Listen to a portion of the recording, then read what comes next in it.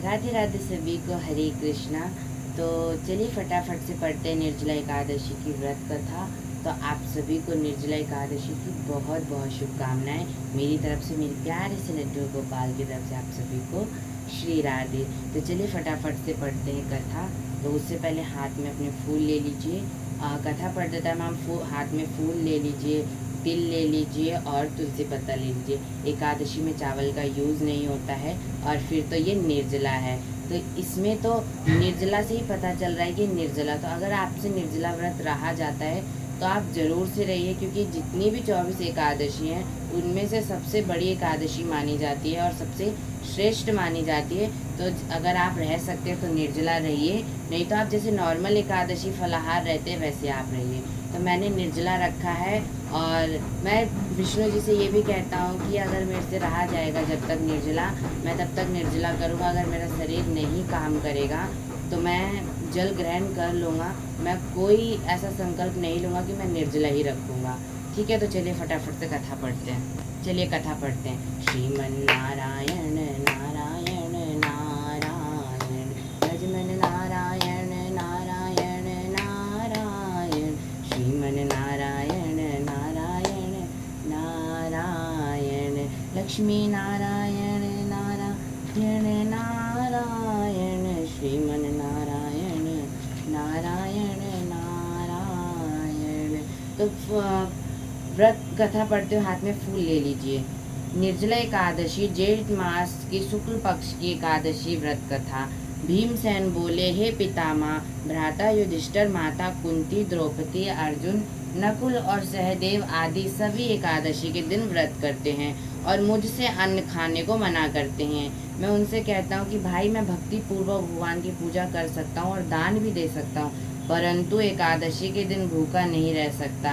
इस पर व्यास जी बोले, हे भीमसेन, यदि तुम नर्क बुरा और स्वर्ग अच्छा समझते हो तो प्रत्येक मास की दोनों एकादशियों को अन्न नहीं खाया करो।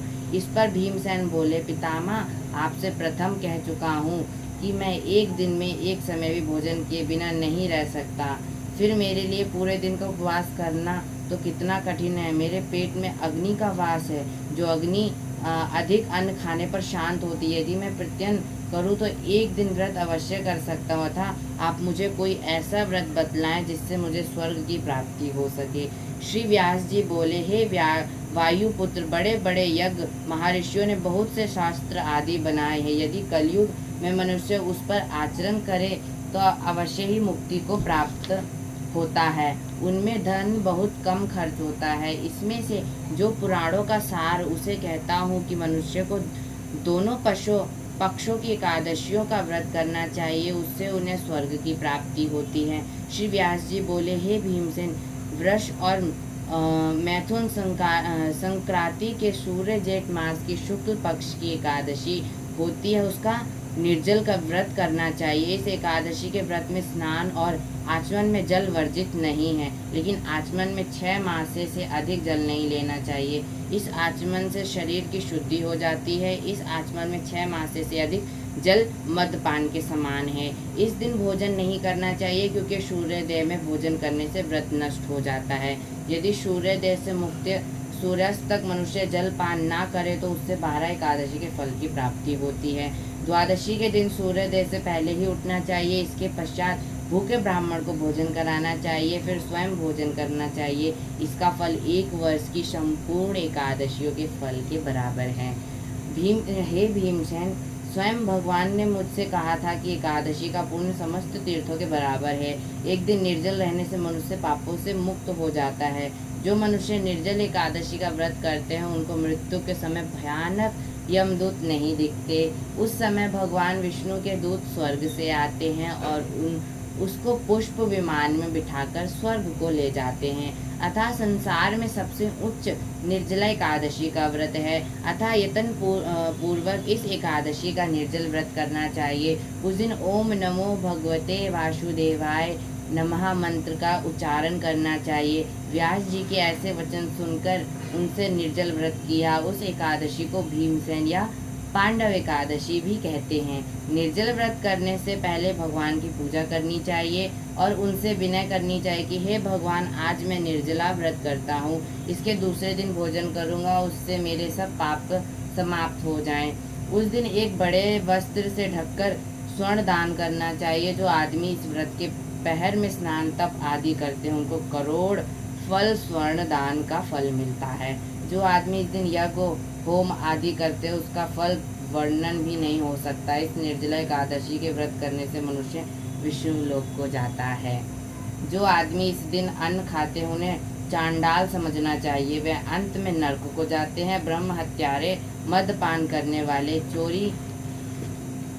चोरी करने वाले, गुरु द्वेष करने वाले, असत्य बोलने वाले इस व्रत को करने से स्वर्ग को जाते हैं। हे कुंती पुत्र, जो पुरुष या स्त्री इस व्रत को श्रद्धा पूर्वक करते हैं, उनके निम्नलिखित कर्तव्य हैं। सबसे पहले उन्हें विष्णु भगवान की पूजा करनी चाहिए। तत्पश्चात गोदान करना चाहिए। उस दिन ब्राह्मणों को दक्षिणा, मिष्ठान आदि देना चाहिए। निर्जला एकादशी के दिन अन्न, वस्त्र, छत्र, उपाहन आदि का दान करना चाहिए। जो मनुष्य इस कथा को प्रेम से सुनते हुए पढ़ते हैं, उनको स्वर्ग की प्राप्ति होती है। बोले लक्ष्मी नारायण की जय, बोले एकादशी महारानी की जय। अभी आप अपने श्री हरि विष्णु जी के लड्डू गोपाल जी के चरणों में समर्पित कर दीजिए फूल। श्रीमन नारायण नारायण नारायण, हरिमन नारायण नारायण नारायण, लक्ष्मी नारायण नारायण नारायण, श्रीमन नारायण नारायण नारायण।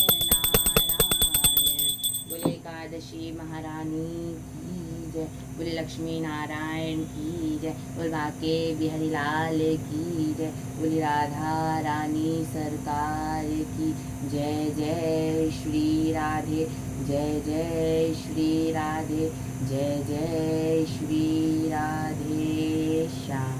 राधे राधे सभी को।